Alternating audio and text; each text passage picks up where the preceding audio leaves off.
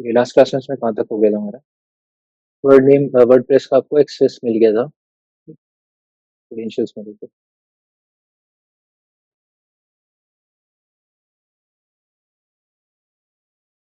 ठीक है, क्रेडेंशियल्स क्या थे वो बताइए।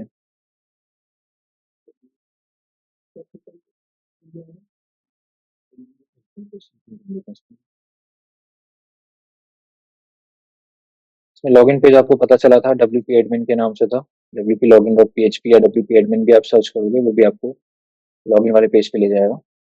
तो यूजर नेम क्या था? एलियट। और पासवर्ड क्या था उसका?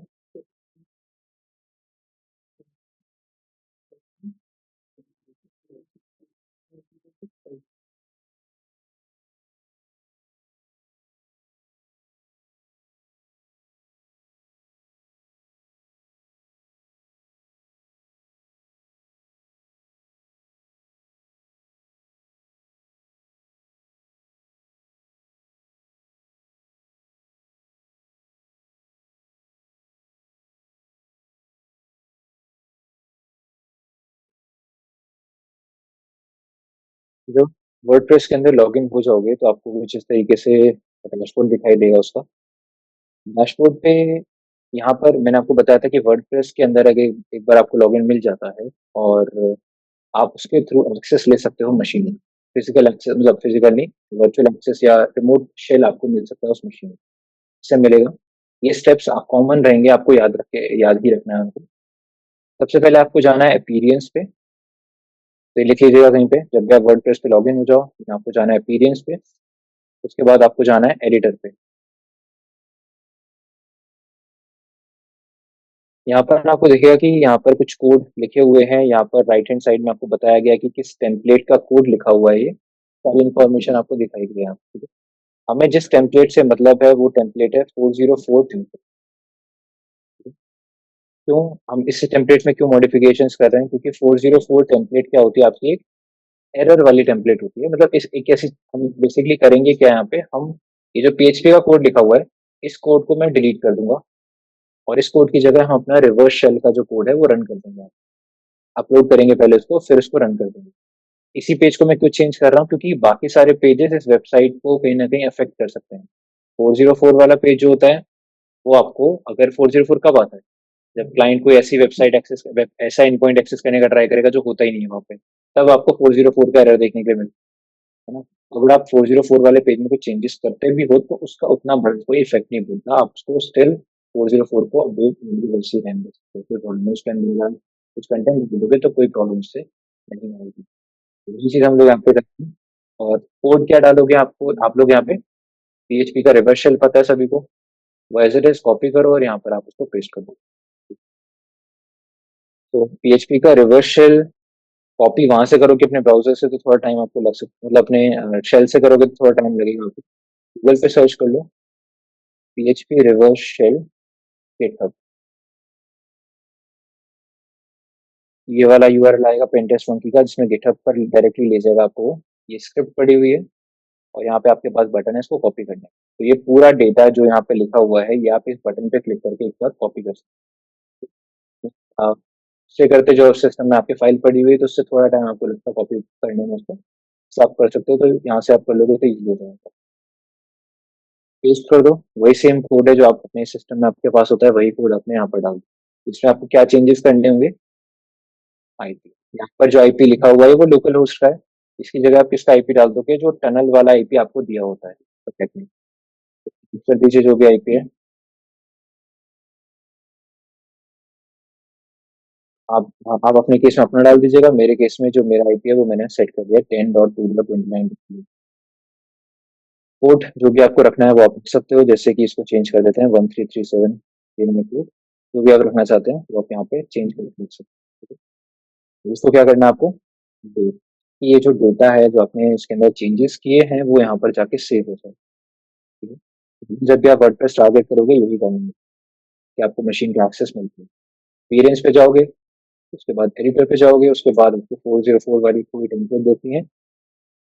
उसके बाद उसके कोड को, PHP के कोड को जो ओरिजिनल वहां पे लिखा हुआ है उसको रिप्लेस करके आप रिवर्स शेल वाला जो कोड है वो डाल दो, उसमें अपना IP और कोड नंबर बी शेल पे क्लिक करो ताकि ये फाइल सक्सेसफुली एडिट हो जाए, एडिट हो जाए।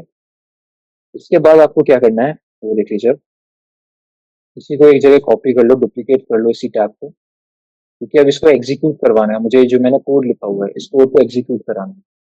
वो एग्जीक्यूट कराने से पहले आप क्या कर लीजिए, नेट के, ताकि जैसे ही वो एग्जीक्यूट हो यहाँ पर आपके पास उस मशीन का रिवर्स एक्सेस या रिवर्स शेल का एक्सेस आ जाए। अब यहाँ पे क्या क्या चेंजेस आपको करने हैं वो समझ लीजिए।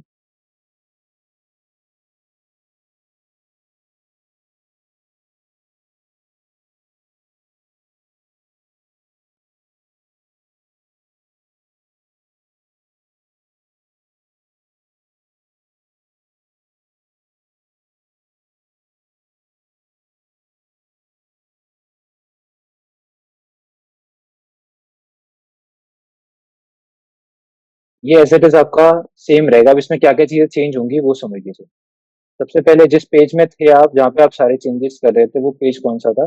WP एडमिन, और उसके आगे थीम एडिटर और ये सब लिखे हुए हैं। यहाँ पर आपको सबसे पहले दिख रहा है आपकी थीम का नाम क्या है। थीम का नाम क्या है? 2015। ये थीम का नाम है जिस थीम के अंदर हमने अभी एडिटिंग करी। ये थीम वर्डप्रेस की थीम है जिससे वेबसाइट लिखी गई। वो थीम का नाम आपको यहाँ पे भी लिखा हुआ दिख जाएगा, और यहाँ पे भी लिखा हुआ दिखेगा, क्योंकि थीम का नाम, ठीक है, तो थीम का नाम पता करना है। तो भी लिखा है, साइड में भी लिखा हुआ है।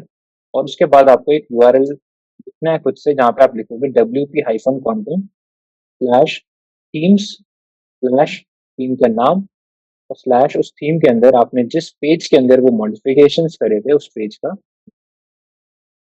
इसलिए आप इतना करोगे, आपके सामने आपको जो भी एक्सेस है, शेल है, वो आपको तुरंत देखने के लिए मिल जाएगा।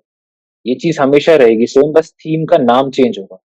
और अगर आपने किसी और पेज के अंदर चेंजेस किए हैं तो पेज का नाम चेंज हो जाएगा।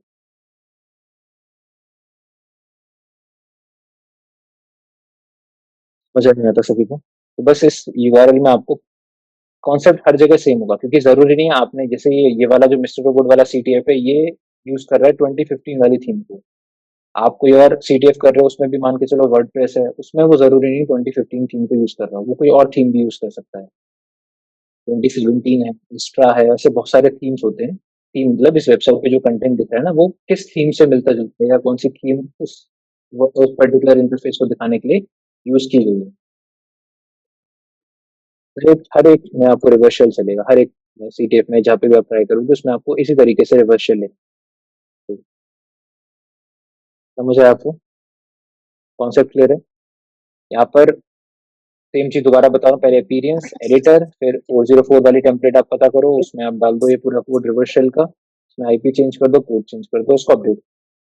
उसके बाद एग्जीक्यूट कैसे करना है, आप जाओगे WP कंटेंट थीम्स, थीम का नाम, फिर उसके बाद जो भी ये पेज था उसका नेम यहाँ पे। जैसे आप इतना करोगे आपके पास ऑटोमेटिकली उस मशीन पे भी आ जाएगी। और आप कौन से यूजर हैं यहाँ पे? डेमन। आप जो यूजर हैं वो कौन सा है यहाँ पर? Daemon user. समझना। ये इतना पहले सभी लोग, अब इसके आगे आपको ही करना है। पहले एस्केलेशन करिए।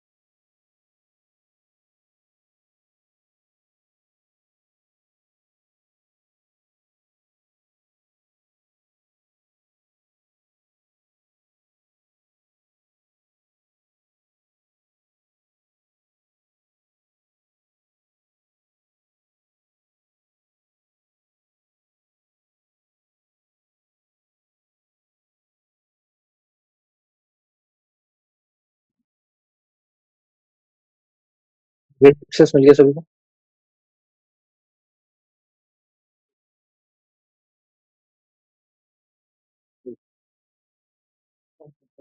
इस पे इसमें कौन सी दिखनी है? नहीं, सीटीएस का कौन सा?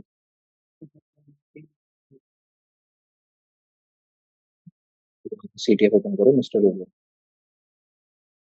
यहाँ लास्ट क्लास का नहीं देखना अपने को, फिर नहीं होगा।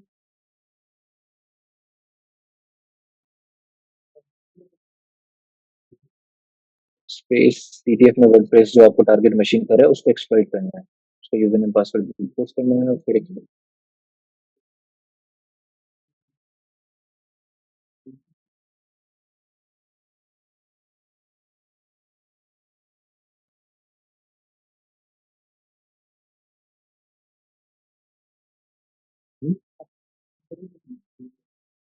आज मौके निकलिए। क्वेश्चन वही साइबर सिक्योरिटी से रिलेटेड क्वेश्चंस, नॉर्मल क्वेश्चंस, ना सिचुएशन के साथ। फिर इंटरव्यू उसको आज मौके आप लोगों को ही सो जाए, किसी क्वेश्चन को।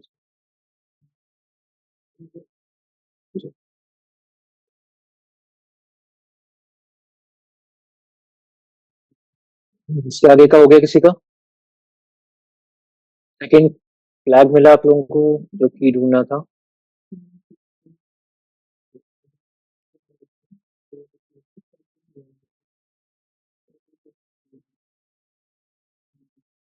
होम पे जाएंगे, स्लैश होम पे तो आपको एक यूजर दिखेगा, यूजर का नाम क्या है? रोबोट। जाके देखिए कि क्या आप जा सकते हैं रोबोट के होम डायरेक्टरी के अंदर।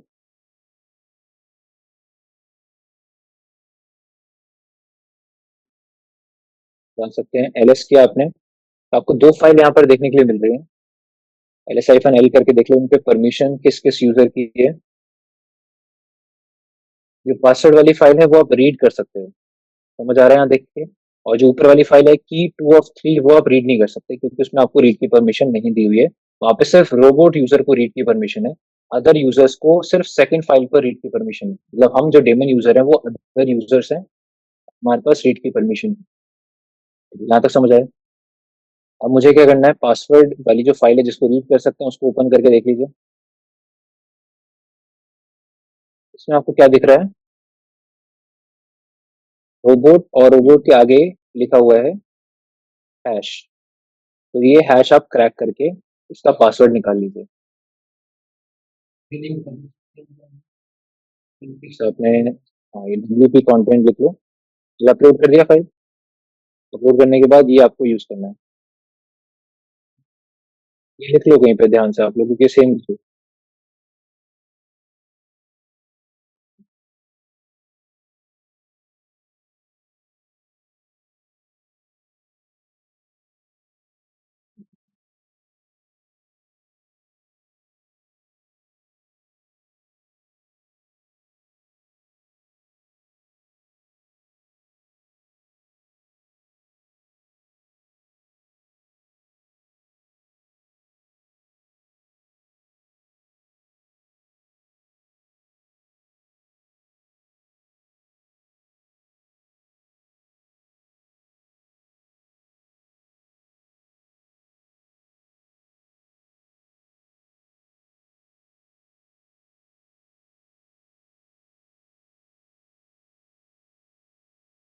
ठीक है, इसको क्रैक करके बताइए हैश का वैल्यू क्या आ रहा है प्लेन टेक्स्ट में, ए से जेड तक। कहाँ पे क्रैक किया आपने इसको? क्रैक स्टेशन पे कर लीजिए, hashes.com पे कर लीजिए।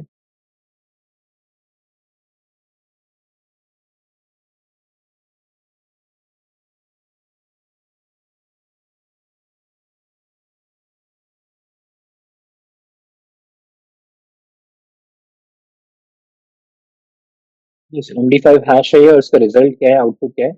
A to Z। कॉपी कर लीजिए इसको। और आपको रोबोट का पासवर्ड पता चल गया है, तो यहाँ से आप स्विच कर सकते हो उस पर।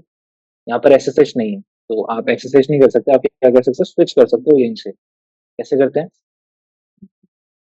देन यहाँ पे आपको क्या दिखाया जा रहा है कि this must be run from a terminal. तो क्यों नहीं रन हो रहा है?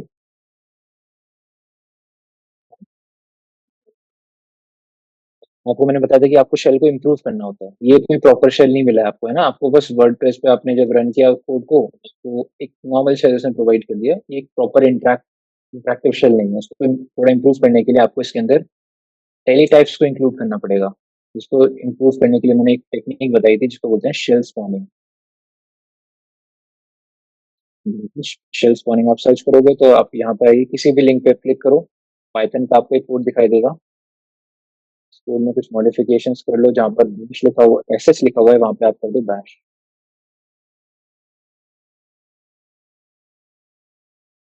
शेल इम्प्रूव हो गया आपका। अब आप सेम चीज ट्राई करिए, एस यू रोबोट। तो आपसे उस रोबोट यूजर का पासवर्ड पूछ रहा है।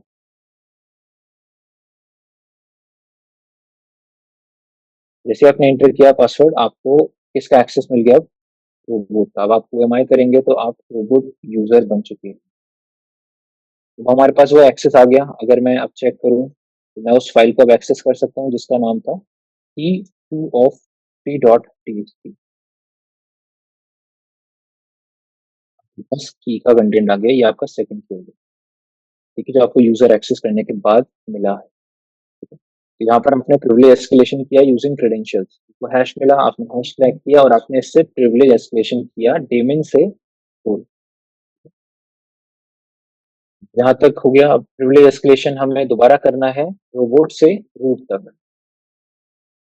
पीछे वाले लोग सुन रहे हैं? सारे लोग कहाँ तक हो गया आप लोगों का?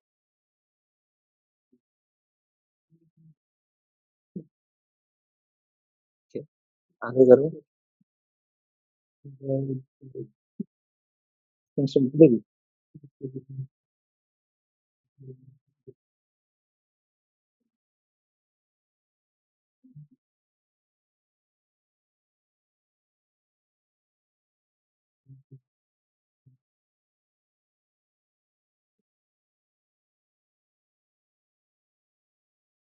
नंबर ये डाला था आपने?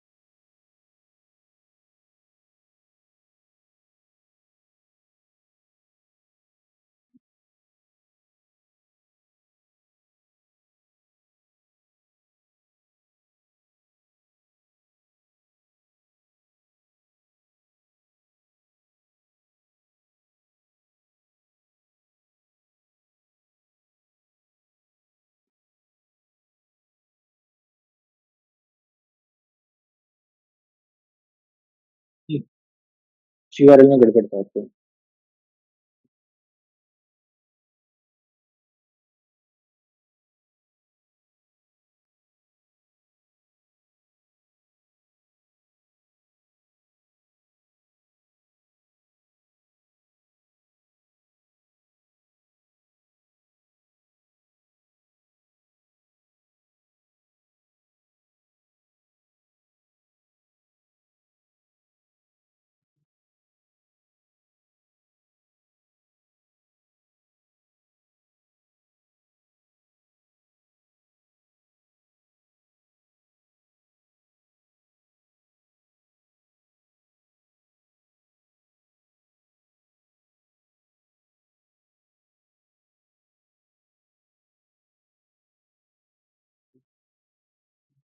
प्रिविलेज एस्केलेशन के लिए क्या क्या ट्राई करेंगे अब आप?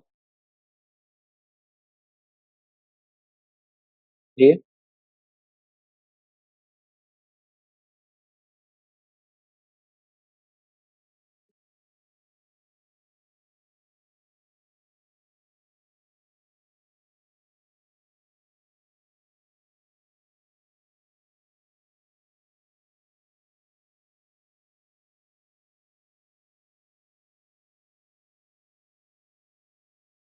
ये आप नहीं कर सकते क्योंकि आपके पास कोई भी मतलब यूजर रोबोट के पास sudo रन करने की परमिशन नहीं है सिस्टम पे, ठीक है।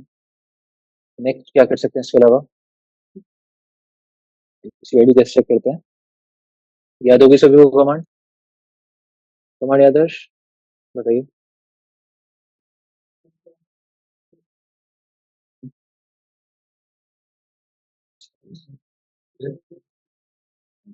फॉर्म आएगा पहले, हाइफन स्पेस।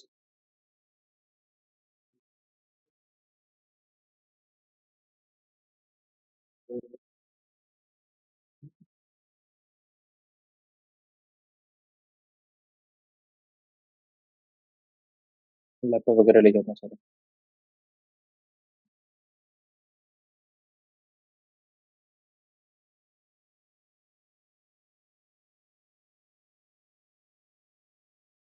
लिसन करिए इसको, कमांड को फटाफट से।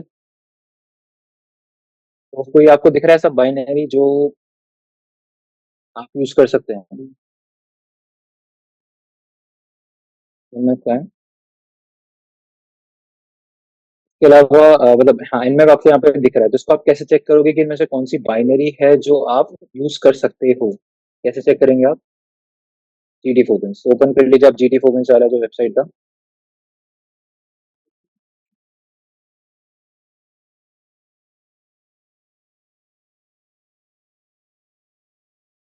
सर्च करिए एनमैप। तो आपको दिख रहा है कि यहाँ मैप में आपको एस यू आई डी का ऑप्शन देखने के लिए मिल रहा है, ठीक है। एस यू आई डी आपको देखने के लिए मिल रहा है, तो आप उसको क्लिक कर लीजिए।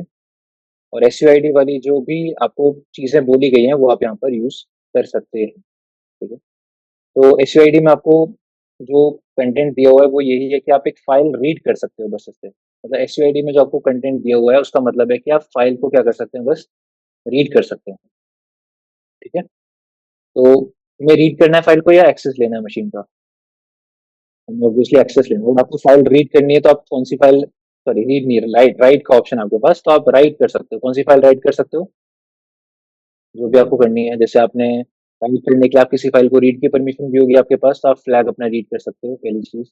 आप शेडो फाइल को रीड कर सकते हो, उसमें से यूजर्स के हैशेस निकाल सकते हो, उनको क्रैक करने का ट्राई कर सकते हो। ये ऊपरी चीजें आप जो भी आपको दिमाग में है कि आप राइट करके कुछ करना चाहते हो, तो आप वो चीजें छोटी से हो उसमें क्या करोगे?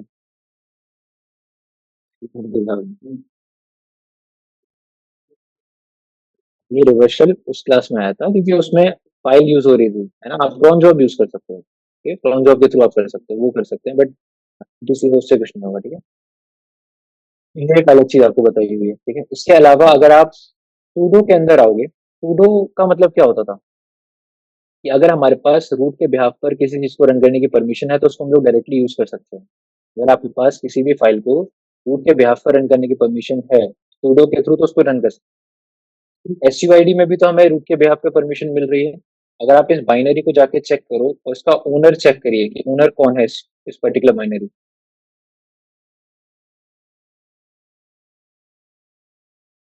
ओनर कौन है इसका?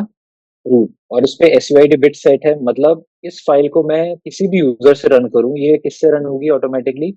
रूट से ही एग्जीक्यूट कराई जाएगी क्योंकि इस पर set you I D bit इस पर सेट है आपकी, है ना। इसका ऑब्जेक्टिव मतलब ये है कि आप जो चीजें सूडो वाली यहाँ पर लिखी हुई है वो चीजें भी हम लोग यहाँ पे रन कर सकते हैं क्योंकि वो बाइनरी पर ऑलरेडी रूट से रन करने के निर्देश दिए हुए हैं। बोलने का मतलब ये है कि अगर यही ऐसा नहीं कि यहाँ पे यही दुआ है तो आप यही रन करो, क्योंकि ये सिर्फ फाइल को आपको राइट करने के लिए बोल रहा है कि आपको कोई भी फाइल जिसको राइट करना चाहते हैं उसका पाथ आप यहाँ पे डाल दो। उसके बाद nmap की वाली कमांड आप रन करो जिससे आप उस फाइल को राइट कर, ठीक है। लेकिन राइट करना और शेल लेने में बहुत बड़ा डिफरेंस है। आप डेफिनेटली शेल लेने का अगर आपके पास कोई ऑप्शन है तो वो आपको नीचे दिखाया गया है, लेकिन इस पर्टिकुलर चीज के लिए आपको आपका nmap का वर्जन किसके बीच में होना चाहिए? 2.02 से लेकर 5.21 के बीच में अगर आपका nmap का वर्जन है तो आप ये चीज यूज कर सकते हो।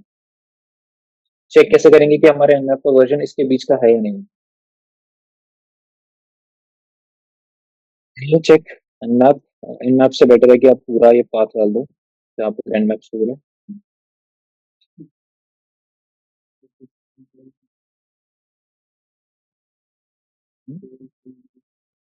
तो नहीं पूछ रहा मैं मशीन का।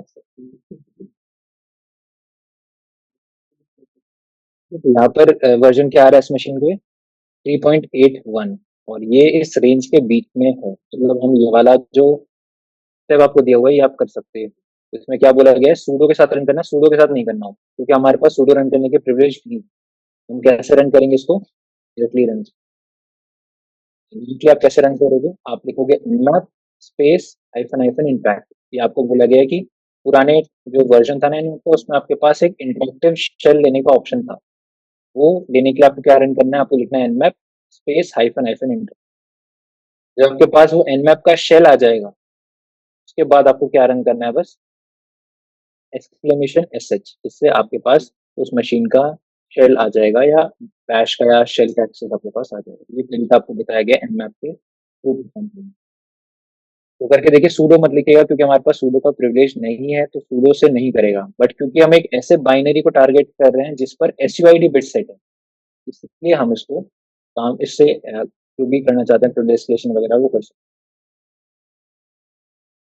सबसे पहले इस बाइनरी का जो भी पाथ है वो टाइप करिए यहाँ पे, और हाइफन हाइफन इंटरेक्टिव था उसको आप टाइप करिए। तो इससे आपके पास क्या आ जाएगा? nmap का शेल आ जाएगा। ये nmap का शेल है, ठीक है। अब इसमें आपको अगर देखना है इसको, मतलब इस शेल को यूज करना है, तो आप एच करके देख सकते हो क्या क्या कमांड्स हैं इसको यूज करने के लिए। हमें इसको यूज नहीं करना है, आपको बस इससे शेल लेना है। तो जो बताया गया था वो क्या था? एक्सक्लेमेशन सच। जैसे आप लिखेंगे तो आपके पास रूट का शेल आ चुका है। आप एम आई टाइप करोगे तो आपको दिख जाएगा कि आप कौन से यूजर हैं यहाँ पे। समझ आया सभी को यहाँ तक? ठीक है, डिपेंड करता है कि कौन सी बाइनरी है, उस पर क्या प्रिविलेजेस हैं, क्या परमिशंस हैं। ये सब चीजें देख के फिर आप ट्राई करिए कि प्रिविलेज एस्केलेशन पॉसिबल इस पर है या नहीं।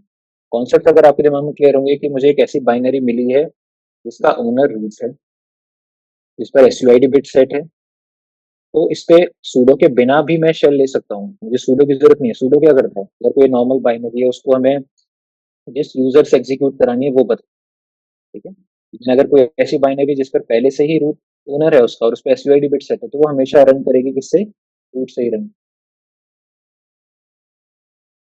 ठीक है, सो आप जाइए रूट के होम डायरेक्टरी के अंदर और देखिए कौन सी फाइल आपके पास अवेलेबल है यहाँ पे। p3.3 आपके पास अवेलेबल है, इसको कैट करिए।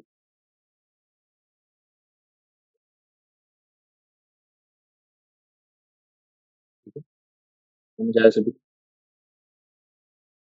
इस पर्टिकुलर मशीन में आपको कुछ चीजें समझ आई। सबसे पहला इंपॉर्टेंट चीज है वर्डप्रेस। वर्डप्रेस बहुत इंपॉर्टेंट है, बहुत जगह आपको देखने के लिए मिलेगा। जो आपने अभी इस लैब के थ्रू समझा है, वर्डप्रेस को कैसे यूपी स्कैन यूज कर सकते हो, बताया था मैंने। बॉक्सआउट कर सकते हो आप यूज, यूपी स्कैन यूज कर सकते हो। और बॉक्सआउट जो खुद की वर्डप्रेस की जो खुद की वल्नरेबिलिटी है उसके बारे में भी आपको मैंने बताया कि वो आपको यूजर ने मैनिपुलेट करने में। अलावा वर्डप्रेस पे जब आपको क्रेडेंशियल्स मिल जाएंगे, तब आपको कैसे एनुमरेट करना है उसको वो भी बताया था। अपीयरेंस पे जाइए, थीम पे जाइए, 404 वाला पेज भी चूज करिए। उसमें जो लिखा हुआ है उसको रिमूव करके आप अपना मेलिशियस वाला कोड डाल दीजिए। ये वाला हो चुका है। नेक्स्ट लैब पे चलते हैं, इसको कंप्लीट कर लीजिएगा सारे लोग। ठीक है। और बाकी लोग ने मुझे अभी तक रिपोर्ट नहीं भेजी है। मुझे अभी आकाश से मिली है रिपोर्ट, हर्ष से मिली है जो ऑनलाइन है, सुजीत से मिली है। अभी एक दिन मिली है, मैंने नहीं। बाकी कहाँ की रिपोर्ट?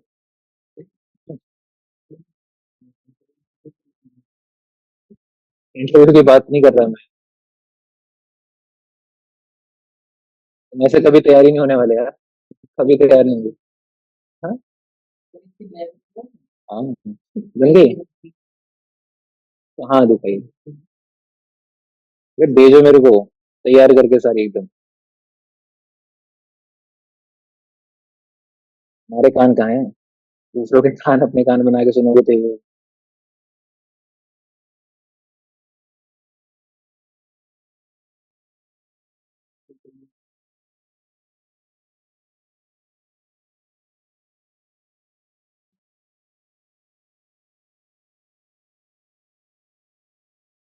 ठीक है, सो आप लोग ये नया वाला सीरियल ओपन कर लीजिए। बहुत इंपॉर्टेंट है ये वाला भी।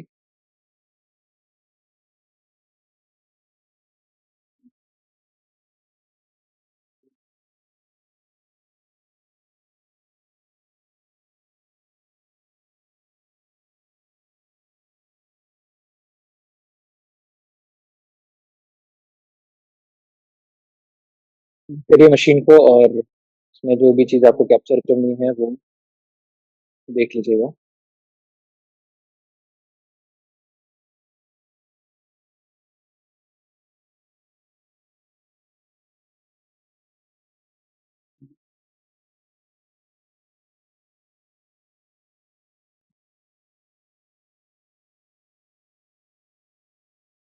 दिलैम,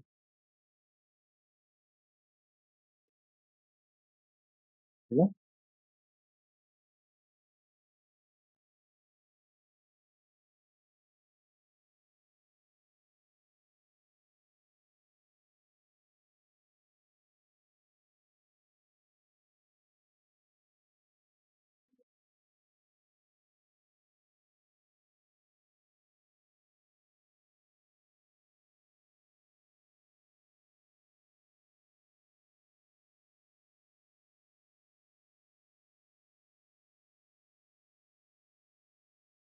नीचे आपने ना डॉट वन वाली फाइल भेजी है मेरे को, आप पीडीएफ में कन्वर्ट करके भेजते हैं कुछ चाहते हैं।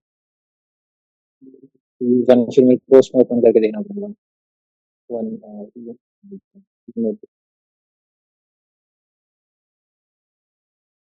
तो ना पीडीएफ वाली फाइल्स भेजिए मेरे को, या वर्ड में भेजिए, ठीक है? ताकि मैं उसको ओपन मोबाइल पे भी अब से भी।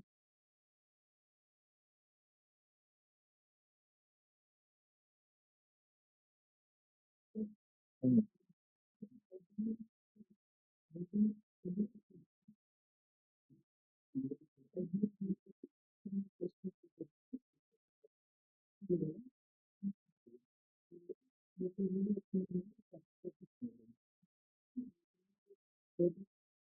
ये ना उसके रिवर्स इंजीनियरिंग के टूल्स हैं दोनों, आईडीए प्रो और रेडार टू। यहाँ पे ये रिवर्स, ये आपको जो लिखा है वो ना, ये रिवर्स इंजीनियर पे बेस्ड है। यहाँ पे आपको पहले बस प्रोग्रामिंग आनी चाहिए। यहाँ पे ईएलएस फाइल्स को रिवर्स इंजीनियर करना है। ईएलएस फाइल्स होती हैं लिनक्स पे बेस्ड। जी था, अब जो आपको ना करना है ना, वहाँ पे आपको फाइल दी हुई है ना जिसमें टूल्स को यूज करना है। ये टूल आपको मतलब ये मालवेयर वाले जो टूल्स बताए थे ना मैंने आपको, मालवेयर एनालाइज करने वाले, आपके पास कोई भी प्रोग्राम उसको आप एनालाइज करना चाहते हो, उसके लिए ये टूल्स यूज होते हैं, जिसमें की तरह बताया था, आईडीए प्रो बताया था, रेडार भी टूल है, तो आप उनके इनके यूज करके आपको इन फाइल्स को एनालाइज करना है। इसलिए ना प्रोग्रामिंग, असेंबली लैंग्वेज और इन टूल्स को यूज करना, तीनों चीज आनी चाहिए। ये वाले लैब्स में तो उठाओ, रिवर्स में आपको प्रोग्रामिंग नहीं पड़ेगी। इसलिए लिखा है क्योंकि उसमें जो चीजें होंगी ना वो, अगर टूल आता है चलाना तो ईजी है, अदरवाइज नहीं। ठीक है, साथ साथ आपको प्रोग्रामिंग भी आनी चाहिए उन चीज़ों के लिए।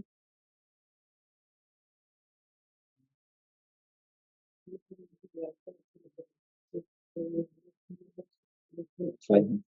ये वाईफाई पे होगा शायद।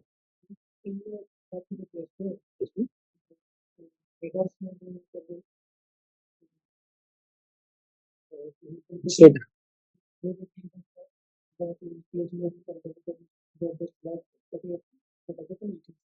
Directed reversal, directed reversal dot dot slash वाला।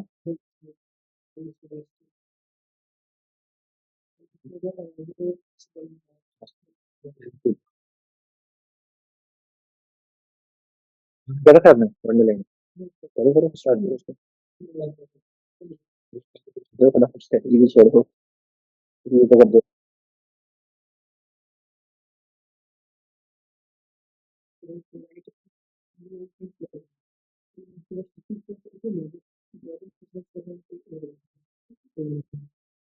एचटीटीपी कोड ओपन है बट ब्राउजर पे नहीं दिखा रहा।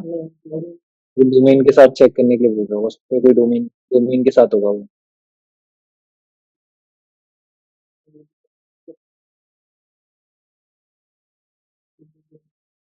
उसको या तो आपको कोई डोमेन नेम दिया होगा इस पे, या तो आपको डोमेन नेम निकालना पड़ेगा कि सारे मशीन्स पे सिर्फ आईपी।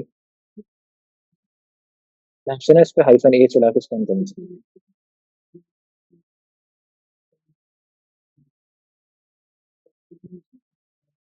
हाइफन ए चला के चेक करना है इस पे, अगर कोई डोमेन होगा ना तो दिखा देगा नेम इस पे कोई से भी। ईटीसी होस्ट वाली फाइल में जाके ना डोमेन नेम लिख के सर्च करना पड़ेगा। इस पे कितने पोर्ट्स ओपन है बताइए? स्टार्ट करिए एसएसएच से, एसएसएच नहीं, एचटीटीपी से। कैसे स्टार्ट करेंगे? रजिस्टर करिए इस पे, डायरेक्टली बिट पोस्टिंग करिए और बताइए मेरे को। एचटीटीपी से स्टार्ट कर लीजिए।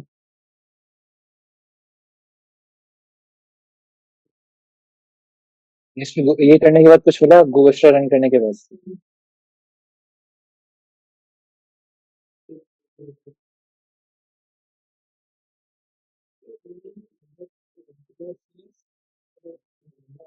हार मिला।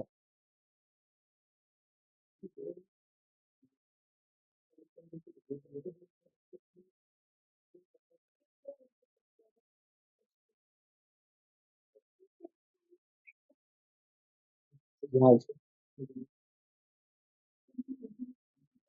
तो एक हिंट तरीके से लिखा हुआ है कीप गोइंग। कीप गोइंग का मतलब यहाँ पे क्या बता रहा है कि आप इसको आगे करते रहिए, एनुमरेट करते रहिए, ब्रूट फोर्स करते रहिए, तो ये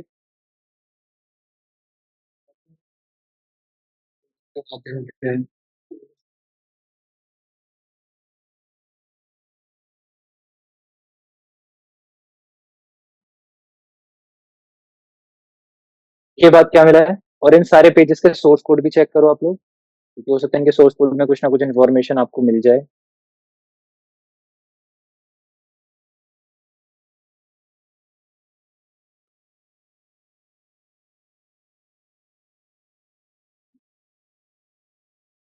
ये बी, उसके बाद फिर आई एन टी। जब आप ये पूरा मतलब एक ही करके आपको एनुमरेट करना होगा, बार बार आपको कीप गोइंग दिखाएगा, मतलब आपको आगे कंटिन्यू करना है। तो जैसे आप करते रहोगे तो आपको फाइनली आप पहुंचोगे इस पर्टिकुलर पेज पर, जहाँ पे एक मैसेज लिखा हुआ है open the door and enter Wonderland. ठीक है। सोर्स कोड चेक करा किसी ने? क्या है इसके सोर्स कोड में? क्या है?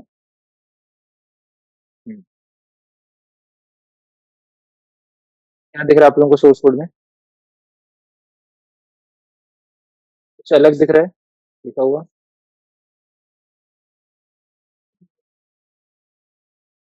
इसका प्रॉपर्टी बेसिकली डिस्प्ले इसका नन किया गया है ताकि ये दिखे ना आप लोगों को स्क्रीन पर। तो यूजर नेम क्या है? एलिस कोलन, उसका पासवर्ड क्या है? ना बड़ा ये जो स्ट्रिंग लिखी हुई है ये उसका क्या है? पासवर्ड है। ठीक है। कॉपी करिए आप इसको। एंड यूजर नेम आपके पास एलिस है, आपको पता है इस पे एसएसएच का पोर्ट ओपन है, आप जाकर लॉग इन कर लीजिए उनसे।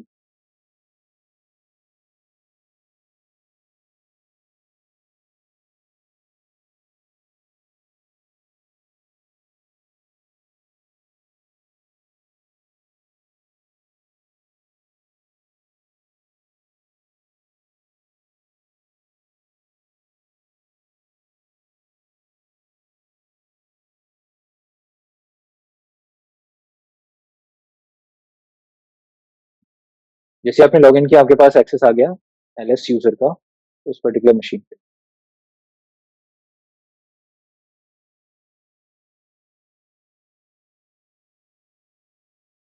यहाँ पर आपको डायरेक्टली एक फाइल दिखाई दे रही है root dot T X T. मतलब एलएस एक नॉर्मल यूजर है तो उसके सिस्टम उसी के होम डायरेक्टरी पे आपको क्या दिख रहा है? Root dot T X T देखने के लिए मिलता है। इन फाइल्स की परमिशन चेक करके बताइए कि किस पे क्या परमिशन सेट है।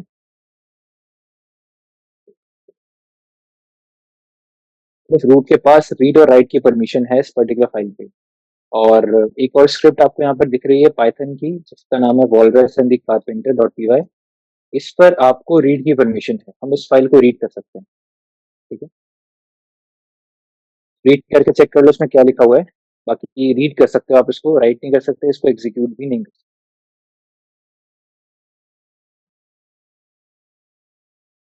ये भी चेक करो इस मशीन पर और कौन कौन से यूजर्स अवेलेबल है,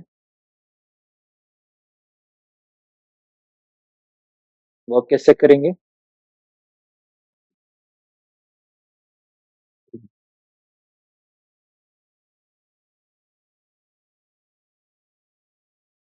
प्लस एंटर बिट और ट्रैक में।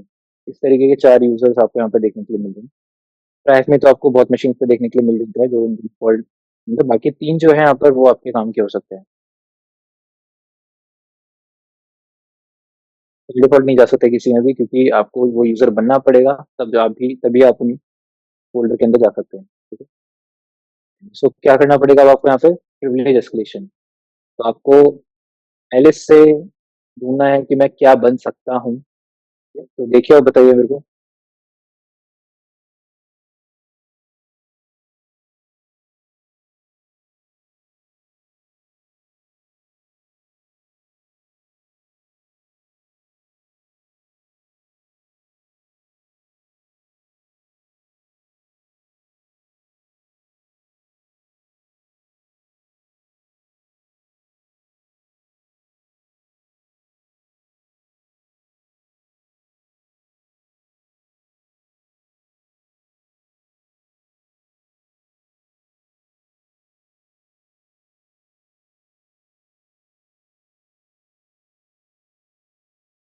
मिला आप लोगों को sudo -l से एलिस का पासवर्ड है हमारे पास। तो फिर इस फाइल को इस लाइन को कौन एक्सप्लेन करेगा? बताइए।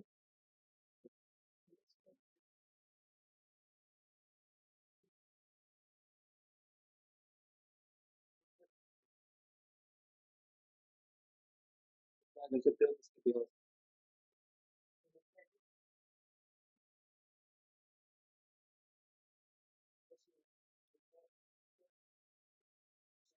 कर सकते हो। सीधा बोल रहे हैं,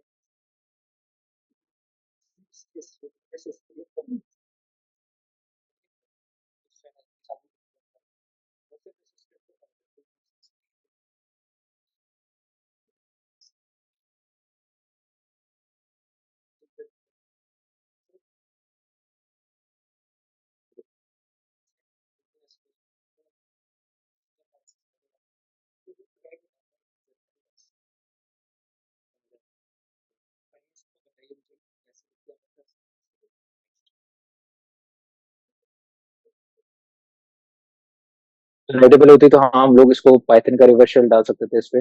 नहीं है तो क्या कर सकते हैं?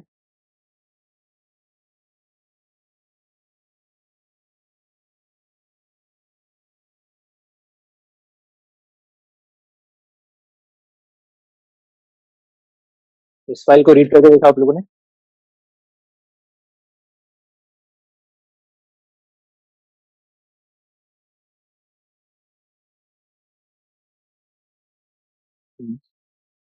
इस अगर आप इस फाइल को चेक करो तो बहुत बड़ी पोएम इसमें लिखी हुई है आपके सामने।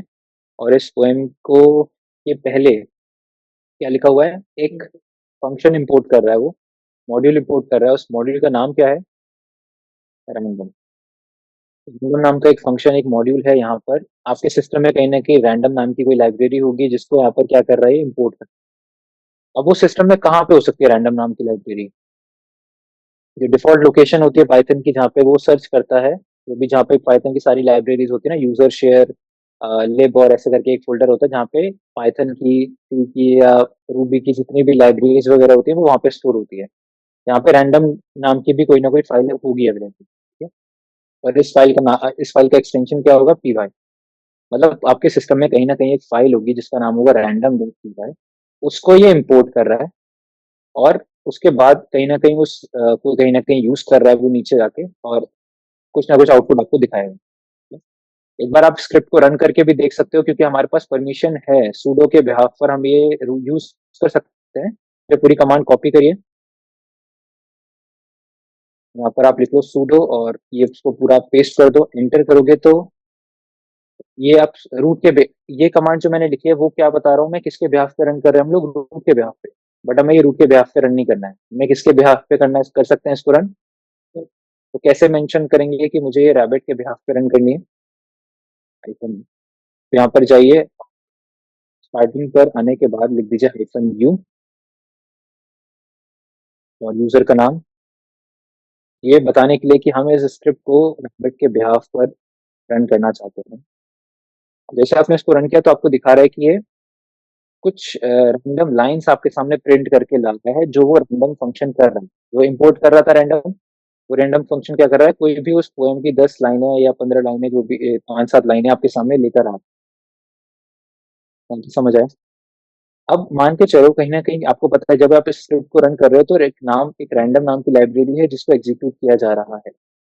अब एक चीज समझ लो पाइथन के अगेंस्ट, जब पाइथन का आप कोड लिखा हुआ है आपके होम डायरेक्टरी के अंदर, किसी भी डायरेक्टरी में, उस कोड के अंदर एक लाइब्रेरी या मॉड्यूल आप यूज कर रहे हो, वो लाइब्रेरी पाइथन सबसे पहले कहाँ ढूंढता है, आपके उसी डायरेक्टरी में जहां पर ये स्क्रिप्ट पड़ी हुई है। ये पाइथन की डिफॉल्ट तरीका है कैसे ढूंढता है वो उस पर्टिकुलर लाइब्रेरी को जो आप यूज कर रहे हो उसको। मतलब मुझे अगर कोई लाइब्रेरी प्रोवाइड करनी है तो पाइथन सबसे पहले उसको कहाँ पे ढूंढेगा, उसी फोल्डर के अंदर जहां पर ये फाइल पड़ी हुई है। ये फाइल कहाँ पे पड़ी हुई थी, एलिस के होम फोल्डर के अंदर। मतलब इसी फोल्डर के अंदर अगर मैं एक फाइल बना दूं, उसका नाम क्या रखें उसको, random.py। तो जब आप इस स्क्रिप्ट को रन करोगे तो सबसे पहले उस लाइब्रेरी को कहाँ पे सर्च कर रहा होगा, वो आपके होम डायरेक्टरी के अंदर, मतलब होम डायरेक्टरी में, उसी डायरेक्टरी के अंदर जहां पर वो स्क्रिप्ट पड़ी हुई है। अगर यहाँ नहीं है तो सेकंड लोकेशन जो मेन फोल्डर होते हैं, लाइब्रेरी वाले फोल्डर होते हैं, वहां पे उसको चेक करते हैं। ये पाइथन का डिफॉल्ट तरीका है वर्क करने का। जिन लोगों ने पाइथन से कोडिंग करी भी है, लिनक्स में करी होगी, तो उन लोगों को ये गया होगा या फिर तुमने कोड भी किया होगा एक चीज। अगर उन्हें खुद से कोई मॉड्यूल बनाना है, उसको इम्पोर्ट करना है, तो ये चीजें आप कर सकते हो। उसी फ़ोल्डर के अंदर आपको वो फाइल क्रिएट करनी पड़ेगी। तो बेसिकली अब आपको यहाँ पे क्या करना है, पाइथन का एक रिवर्स शेल आपको सर्च करना है, या फिर ऐसा कोई तरीका जो आपको एक्सेस प्रोवाइड कर दे, रिवर्स एक्सेस मिल जाए, या यही शेल को अपग्रेड कर दे और आपको दूसरे यूजर का, रैबिट यूजर का, क्योंकि ये स्क्रिप्ट किसके बिहाफ पे रन हो रही है, रैबिट के बिहाफ पे, तो आपको रैबिट का एक्सेस यहाँ से मिल जाएगा। तो बचा ये दो कॉन्सेप्ट। अब इसको आप लोग ट्राई करके आओगे, एक रिवर्स शेल सर्च करो या कोई ऐसा पाइथन का कोड सर्च करो जिससे आप, और फाइल किस नाम से बनाओगे, random.py, उस फाइल को एग्जीक्यूटेबल बनाना, एग्जीक्यूट की परमिशन देना, उसके बाद सिर्फ ये वाली कमांड आप रन करके, तो अगर आप रिवर्स शेल वाला कर रहे हो तो आप लिसनर स्टार्ट कर लेना। आप इसी शेल को अपग्रेड करने के लिए पाइथन का कोई आपने एक सिस्टम कमांड आती है, उसमें ओएस रन करता है वो, उसमें आप मेंशन कर सकते हो कि मुझे /bin/bash कमांड को एग्जीक्यूट करना है। ठीक है, इस तरीके का एक छोटा 3-4 लाइन का कोड होता है, वो आप लोग सर्च करिए, उसको आप random.py के अंदर डाल दो, फाइल को एग्जीक्यूटेबल बना दो, और उसके बाद ये जो sudo वाली कमांड है उसको रन रन करते ही आपका जो शेल है वो पहले से चेंज हो जाएगा किस पे। ठीक है, करके इसको आप लोग देखिएगा। और हमें नेक्स्ट क्लास में करना यहीं से स्टार्ट पड़ेगा, तो ये जो पासवर्ड है और यूजर नेम है ये बस आप लोग कहीं पे सेव करके रख लो, और मुझे नेक्स्ट क्लास में चैट पे ड्रॉप कर देना, ताकि हम लोग यहीं से कंटिन्यू। चीज़ मैं आपको दोबारा करके दिखाऊंगा नेक्स्ट क्लास में। अभी मैंने थ्योरेटिकली बताया आप लोगों को, सेम चीज़ आप लोग ट्राई करके देखिए, और नेक्स्ट क्लास जब होगी हम लोग तब इसको कंटिन्यू। मंडे नहीं हो पाएगी तो ट्यूसडे से होगी, क्योंकि मंडे फोन पे हुए 11 बजे से। ठीक है, ट्यूसडे होगी आपकी क्लास। तो मैं आपके पास इस रूम को कंप्लीट करने का ट्राई करिए। इसमें आपको 2-3 बार प्रिविलेज एस्केलेशन करना पड़ेगा, एक बार नहीं 2-3 बार, तीन लगभग 3 बार है इसमें। तो उतना आपको प्रिविलेज एस्केलेशन करना पड़ेगा। एक बार अभी आप करोगे, फिर उसके बाद एक और करना है, फिर उसके बाद एक और करना है, इसी करके इसमें प्रिविलेज एस्केलेशन करना होगा। जितना आपसे बन पाता है उतना आप लोग ट्राई करके आइएगा इसको। इसका मैंने हिंट दे दिया आप लोगों को, ये वाला तो हो ही जाएगा। अगले वाले जो प्रीवियस इंस्टॉलेशन है उनके लिए थोड़ा एक्सप्लोर करने का ट्राई करना।